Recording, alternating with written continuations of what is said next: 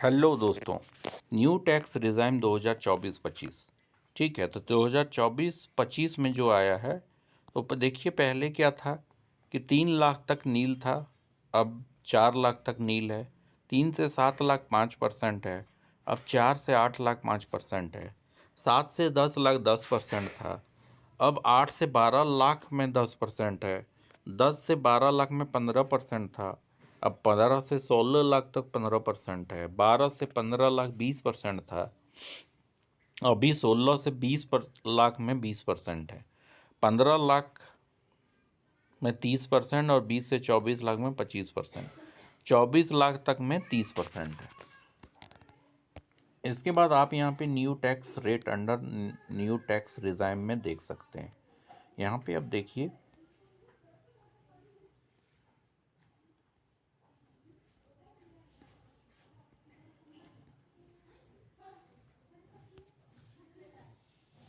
कौन कौन सी चीज़ें या महंगी हो सकती है। तो देखिए बीमा प्रीमियम 18% सस्ते हो सकते हैं। लक्सस सीन गुड्स और महंगी होगी। रोज़मर्रा की वस्तुएं सस्ती होंगी। छोटे कार, एसी, टीवी, इलेक्ट्रॉनिक्स महंगे से मध्यम होंगे और बीमा प्रीमियम सस्ते हो सकते हैं। तो सबसे पहले यहाँ पे हम लोग देखते हैं कि नया टैक्स बिल में क्या क्या है। धारा और कटौती अध्याय में कटौती किया गया है। खंडों की संख्या 819 से 536 तक कर दी गई है और अध्याय 23 रखे गए हैं।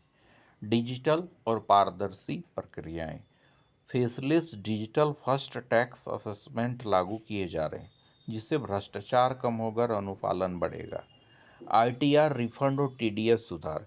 कर रिटर्न के आवेदनों पर अंतिम तारीख के बाद भी रिफंड दिए जा सकेंगे, कोई पेनल्टी नहीं। लिबरलाइज्ड रेमिटेंसेस स्कीम ILRS से शिक्षा के लिए निकासी पर नील TCS कर काटना की स्पष्ट सुविधा। इसके बाद है कमान की कटौती सुधार, स्टैंडर्ड डिडक्शन, गृह संपत्ति और पेंशन प्रावधान। कम्यूटेड पेंशन में कटौती अब गैर कर्मचारी वर्ग के लिए स्पष्ट संबंधी नियम मिलेंगे। हाउस प्रॉपर्टी आय पर मानक कटौती में स्पष्टता। प्री कंस्ट्रक्शन इंटरेस्ट कटौती, एनोनिमस दान, खाली वाणिज्यिक संपत्ति से आय पर टैक्स नियमों को स्पष्ट किया गया। खंड 202 एक टैक्स स्लैब ढांचा। अगले वित्तीय वर्ष 26-27 1 अप्रैल 2026 के लिए नया स्लैब लागू होगा। यहाँ पे आय सीमा देख सकते हैं।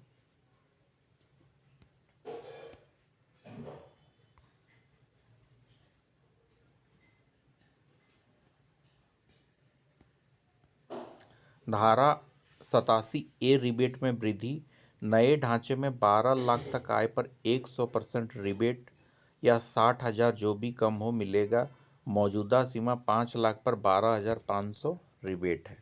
12 लाख तक कर सकता है कर मुक्तता, टैक्स एग्जेम्पशन। तो मतलब 12 लाख तक टैक्स नहीं लगेगा। नया इनकम टैक्स बिल 2025 एक समग्र और आधुनिक कर कानून की दिशा में पहला कदम है, जो 1961 के कानून को बदल रहा है। यह बिल 1 अप्रैल 2026 से लागू होना तय है, जिससे अगले वित्त वर्ष के लिए नई व्यवस्था उपयोग में लाई जा सकेगी। ठीक है। डिजिटल, कम प्रावधान, सहज भाषा, कर बोझ में कमी, यही सब है। Thank you for